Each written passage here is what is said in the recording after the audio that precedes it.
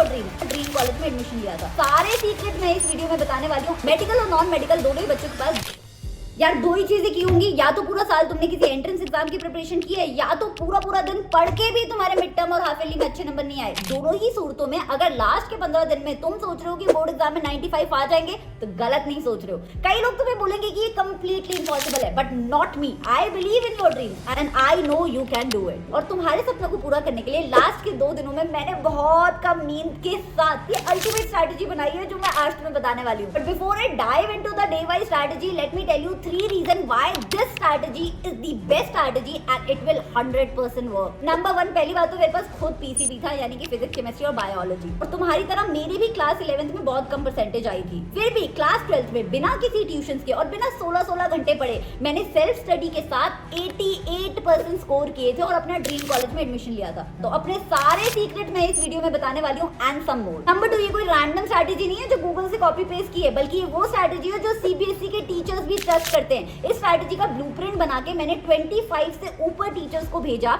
उनके सजेशंस को नोट करते हुए मैंने इस स्ट्रैटेजी में 3 बार रिविजन्स भी किए हैं और तब जाके बनाया इस स्ट्रैटेजी का ये अल्टीमेट बेस्ट वर्जन जो आज मैं तुम्हें बताऊंगी। Number 3, we are not robots कि हम 7-8 घंटे सो के पूरा दिन पढ़ सकते हैं। तो ये कोई क्रेजी स्ट्रैटेजी नहीं है जो तुम्हें बोल रही है 16 घंटे पढ़ो या 18 घंटे पढ़ो, बल्कि एक रियलिस्टिक स्टडी प्लान है जो बहुत ही इफेक्टिव और स्मार्ट तरीके से तुम्हारा बोर्ड एग्जाम तुम्हें डिकोड करके देगा इन नेक्स्ट 15 डेज। तो अगर तुम तैयार हो अपनी लाइफ का बिगेस्ट एकेडमिक कमबैक करने के लिए, then listen up because I am going to give you day wise target. Let's start with day number 1। Medical और नॉन मेडिकल दोनों ही बच्चों के पास 2 सब्जेक्ट्स होते हैं जो कॉमन होते हैं। First is physics and second is chemistry. अब थ्योरी की बात की जाए तो फिजिक्स ज्यादा बच्चों को डिफिकल्ट लगता है, लेकिन अगर तुम पिछले 5 साल का सीबीएसई का एग्जाम का पैटर्न देखोगे तो केमिस्ट्री सबसे टफेस्ट आता है। इसलिए हमें डे 1 को कॉन्कर करना है केमिस्ट्री, और हमें स्टार्ट करना है उन चैप्टर से जिनकी सबसे हाईएस्ट वेटेज है तुम्हारे बोर्ड एग्जाम्स के लिए। और ये तुम्हें सीबीएसई खुद बताता है। सीबीएसई के ब्लूप्रिंट के अकॉर्डिंग इन दोनों यूनिट्स की सबसे हाईएस्ट वेटेज है। तो तुम्हें स्टार्ट करना है इलेक्ट्रोकेमिस्ट्री से। 2 घंटे के अंदर इसके सारे इंपॉर्टेंट टॉपिक्स तुम्हें रिवाइज करने हैं, जैसे कि redox, law of electrolysis, corrosion, Nernst equation and some more. Don't worry, मैंने तुम्हें चैप्टर वाइज इंपॉर्टेंट टॉपिक की लिस्ट डिस्क्रिप्शन बॉक्स में दे दी है। Please use it whenever you are preparing. तो डे 1 को तुम्हें 2 पार्ट्स में डिवाइड करना है, 3 घंटे प्लस 2 आवर्स। 3 घंटे में तुम्हें ये सारे के सारे इंपॉर्टेंट टॉपिक्स करने हैं इन दोनों ही यूनिट्स के, और सबसे ज्यादा फोकस तुम्हें uses of aldehydes and ketones पे करना है, क्योंकि इससे पिछले 5 साल में बहुत सारे क्वेश्चंस आ चुके हैं। एनीवे, नेक्स्ट 2 घंटे में तुम्हें लगाने इन्हीं टॉपिक्स के पिछले 3 साल के सैंपल पेपर के क्वेश्चंस जो सीबीएसई अपनी वेबसाइट पे पब्लिश करता है। मैंने कमेंट्स में लिंक अटैच कर दिया है वेबसाइट का, बट ऑल्टरनेटिवली तुम सीबीएसई की वेबसाइट पे जा सकते हो और इस सेक्शन पे क्लिक करके तुम पिछले 3 साल के सैंपल पेपर्स के सॉल्यूशन के साथ उन्हें डाउनलोड कर सकते हो।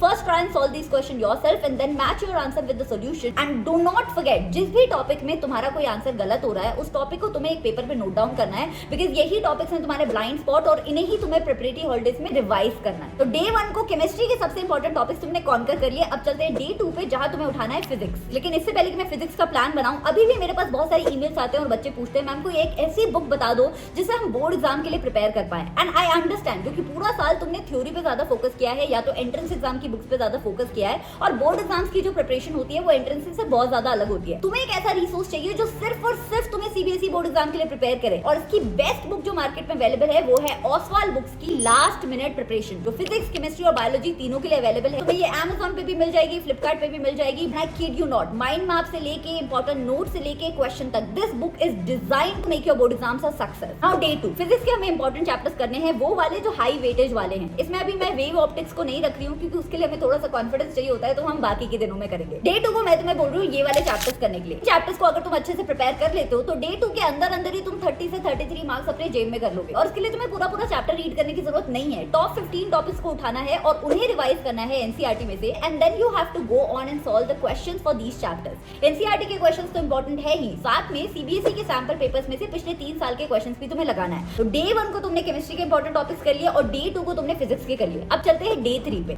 Day 3 is for biology and mathematics. पहले उन बच्चों की बात करते हैं जिनके पास या तो बायोलॉजी है या फिर मैथमेटिक्स है। तो बायोलॉजी वाले स्टूडेंट्स, आपका सीबीएसई का ब्लूप्रिंट कहता है कि आपके सबसे ज्यादा हाई स्कोरिंग यूनिट्स हैं जेनेटिक्स एंड एवोल्यूशन, जो अकेला 20 मार्क्स का आता है, एंड रिप्रोडक्शन जो 16 मार्क्स का आता है। तो डे 3 को जब आप इनके इंपॉर्टेंट इंपॉर्टेंट टॉपिक्स रिवाइज कर रहे हैं, then you are actually preparing for 36 marks. और इसी के इंपॉर्टेंट क्वेश्चंस भी आपको इसी दिन लगाने हैं। एनसीईआरटी के साथ साथ previous year questions would be a great fit for you. लेकिन अगर आपके पास मैथमेटिक्स है तो आपकी सबसे ज्यादा इंपॉर्टेंट यूनिट है कैलकुलस, जिसके अंदर 5 इंपॉर्टेंट चैप्टर्स आते हैं। लेकिन अगर आप कैलकुलस को डे 3 में अच्छे से रिवाइज कर लो तो आप मैथ्स में फेल तो हो ही नहीं सकते, क्योंकि सिर्फ कैलकुलस आपके पेपर में 35 मार्क्स का आने वाला है। तो इन 5 चैप्टर्स के आपको क्वेश्चंस लगाने हैं डे 3 को, एंड प्लीज मेक श्योर कि हर चैप्टर के एटलीस्ट 30 इंपॉर्टेंट क्वेश्चंस आप सॉल्व कर रहे हो, तभी जाके प्रिपरेटरी हॉर्डल्स में आपका काम आसान होने वाला है। अब वो बच्चे जिनके पास पीसीएम के साथ बी भी है, यानी कि physics, chemistry, maths and biology,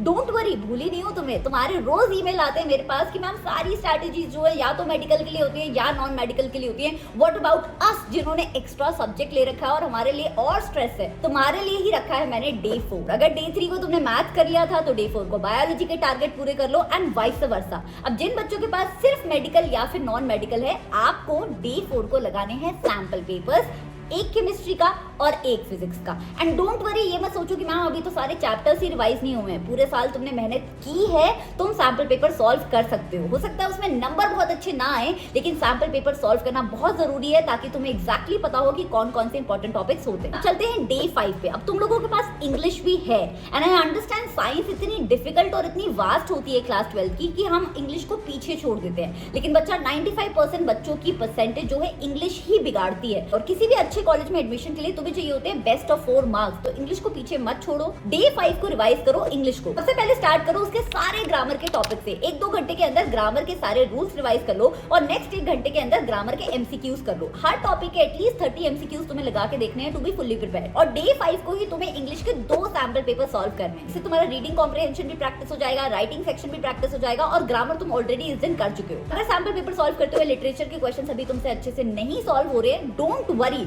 focus on solving the rest of the sample paper. हम लोग लिटरेचर पे बाद में आएंगे। Now let's go to day 6। It is again the bio versus mathematics वाला डे। अगर आपके पास बायो है तो आपको इस दिन पे फोकस करना है biology and human welfare units पे, जिसके अंदर 2 चैप्टर्स हैं, और ये दोनों चैप्टर्स मिला के तुम्हें देते हैं 12 मार्क्स। और इसी दिन तुम्हें बायोटेक्नोलॉजी और उसकी एप्लीकेशंस को भी करना है, जिसमें अगेन 2 चैप्टर्स हैं, और वो दोनों मिला के देते हैं तुम्हें 12 मार्क्स। तो डे 6 को तुम कॉन्कर कर सकते हो बायोलॉजी के 24 marks if you do these important topics and solve their important questions. Now if you have mathematics, 35 number तो तुम ऑलरेडी स्कोर कर चुके हो, लेकिन आज यानी कि डे 6 को तुम्हें लगाना है वेक्टर्स और अलजेब्रा। दोनों ही यूनिट में 2-2 चैप्टर हैं, और ये 4 चैप्टर्स मिला के तुम्हें देते हैं 24 मार्क्स। तो हर चैप्टर से 30 क्वेश्चंस लगाओ। In total you have to somewhere solve 100 to 120 questions, and you are sorted for day 6। अब चलते हैं डे 7 की तरफ। This is again for those brilliant students जिन्होंने फिजिक्स, केमिस्ट्री, मैथ्स के साथ बायोलॉजी भी ऑप्ट कर रखा है। सो आपको डे 7 को अपने बाकी सब्जेक्ट्स के टारगेट पूरे करने हैं। अगर मैथ्स कर लिया था पिछले दिन तो बायोलॉजी कर लो, एंड वाइस वर्सा। और जिन बच्चों ने सिर्फ मेडिकल और नॉन मेडिकल ले रखा है, यू आर इन लक कि आपको डे 7 मिलता है अपने सारे लेफ्ट ओवर टॉपिक्स कंप्लीट करने के लिए। और अगर बहुत ही ओबीडिएंट स्टूडेंट्स की तरह बिल्कुल ट्रैक पे चल रहे हो ना, तो मैंने डिस्क्रिप्शन बॉक्स में डे 7 के लिए एक टेस्ट बनाया है, विच इंक्लूड्स ऑल चैप्टर जो आप डे 7 तक पढ़ चुके हो। जरा इस टेस्ट को सॉल्व करो और अपने मार्क्स मुझे कमेंट्स में लाके बताओ, so that I also get to know कि तुम्हारी प्रिपरेशन कैसी चल रही है। Now let's come to day 8। Day 8 और डे 9 हमारे लिए सबसे ज्यादा इंपॉर्टेंट है, क्योंकि इस दिन हम लोग सॉल्व करने वाले हैं मल्टीपल चॉइस क्वेश्चन। 80% से ऊपर बच्चों के मार्क्स अगर पेपर में कटते हैं तो वो एमसीक्यूज में ही कटते हैं, क्योंकि ये नन्हे मुन्ने से क्वेश्चन अभी स्ट्रेट फॉरवर्ड नहीं होते, टेढ़े टेढ़े क्वेश्चन होते हैं और एक आधा नंबर कटवा ही देते हैं। तो डे 8 और डे 9 को हमें एमसीक्यूज करने हैं। पर सब्जेक्ट्स तुम्हें लगाने हैं 90 एमसीक्यूज। और अगर तुम्हें नहीं पता ये एमसीक्यूज तुम कहां से पढ़ सकते हो, तो टेलीग्राम चैनल मेरा आज ही ज्वाइन कर लो, क्योंकि यहाँ पे मैं प्रोवाइड कर चुकी हूँ MCQs. All you have to do is go to my Telegram, go to the media section, find this PDF and download it. Day 8 को तुमने फिजिक्स और केमिस्ट्री के एमसीक्यूज लगा लिए, और डे 9 को तुमने या तो मैथ या बायोलॉजी के एमसीक्यूज लगा लिए, या फिर अगर तुम्हारे पास दोनों सब्जेक्ट्स हैं तो दोनों के एमसीक्यूज लगा लिए। बट प्लीज मेक श्योर जब एमसीक्यू सॉल्व कर रहे हो तो टाइमर लगा के सॉल्व करो, क्योंकि एग्जाम हॉल में तुम्हें पर एमसीक्यू सिर्फ 2 मिनट मिलेंगे। तो उसकी प्रिपरेशन हमें अभी से करनी पड़ेगी। इससे पहले कि डे 10 पे जाए, जरा देखें हमने कितनी प्रोग्रेस कर ली है। हमने केमिस्ट्री के इंपॉर्टेंट यूनिट्स कर ली, हमने बायो की इंपॉर्टेंट यूनिट्स कर ली, फिजिक्स की भी कर ली, मैथ्स की भी कर ली, इनफैक्ट इंग्लिश के सैंपल पेपर्स भी सॉल्व कर लिए, और एमसीक्यूज भी लगा लिए भैया। तो अगर ये स्ट्रैटेजी अच्छी लग रही है, don't forget to subscribe to the channel, क्योंकि ऐसी और अमेजिंग वीडियोस तुम्हारे लिए आ रही है। ओके, तो अब बारी है डे 10 की। डे 10 को तुम्हें अपनी इंग्लिश लिटरेचर पे फोकस करना है बच्चा।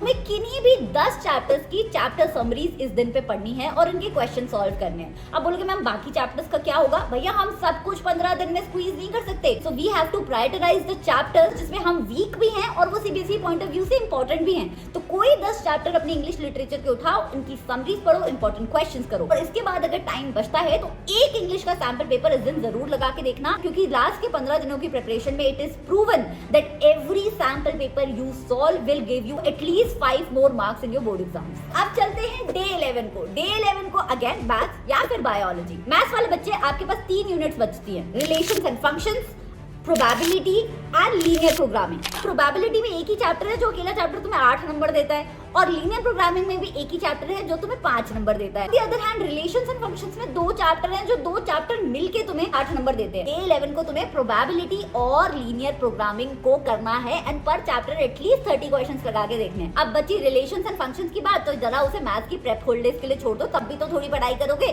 चलो बायो वाले बच्चों की बात करते हैं। हमारी एक यूनिट है इकोलॉजी एंड एनवायरमेंट, जिसमें इन टोटल 3 चैप्टर्स आ रहे हैं जिनके नाम ये रहे। पर चैप्टर तुम्हें 2 घंटे लगाने हैं, इसके इंपॉर्टेंट टॉपिक्स रिवाइज करने हैं। अगेन लिस्ट जो है डिस्क्रिप्शन बॉक्स में दे रखी है, भूलना मत। फिर उसके क्वेश्चंस लगाने हैं, फिर 2 घंटे दूसरे चैप्टर के, और फिर लास्ट के 2 घंटे तीसरे चैप्टर के। नेक्स्ट डे यानी कि डे 12 किसके लिए है? उन बच्चों के लिए जिनके पास पीसीबी के साथ मैथमेटिक्स भी है। अपने अभी तक के टारगेट्स को पूरा करिएगा, और जिन बच्चों के पास या तो सिर्फ मेडिकल है या फिर नॉन मेडिकल है, आपकी इस दिन छुट्टी है, लेकिन अगर बहुत जोश आ रहा है ना तो जरा एक आधा सैंपल पेपर सॉल्व कर लेना, या तो बायोलॉजी का या तो मैथमेटिक्स का। अब चलते हैं डे 13 पे। मेरे इस प्लान के अकॉर्डिंग डे 13 को तुम्हें करना है इलेक्ट्रोमैग्नेटिक वेव्स एंड ऑप्टिक्स। थोड़ा कॉन्फिडेंस आ गया है, अब थोड़ा ऑप्टिक्स अच्छे से पढ़ सकते हैं अपन। और ये 2 चैप्टर्स मिलाए के तुम्हें 18 नंबर दे रहे हैं यार, तो इनके इंपॉर्टेंट टॉपिक्स तो कर लेना और साथ में इनके क्वेश्चंस निपटा देना। अच्छा, इसके एनसीईआरटी के क्वेश्चंस भी बहुत इंपॉर्टेंट है, पिछले 10 साल में कई बार रिपीट हुए। अब इस दिन तुम्हें थोड़ी सी ज्यादा पढ़ाई करनी पड़ेगी। वेव ऑप्टिक्स को पढ़ने में बहुत टाइम लग जाता है, understand,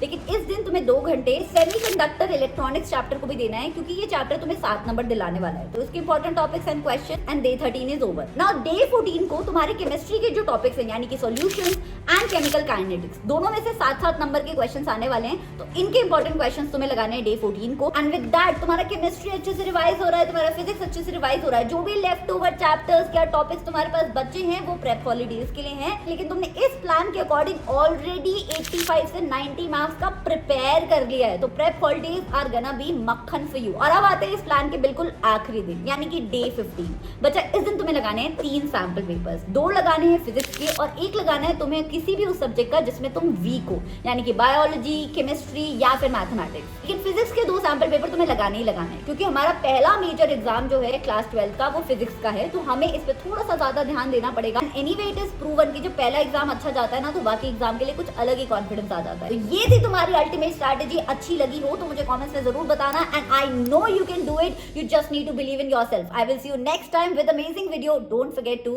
subscribe to the channel.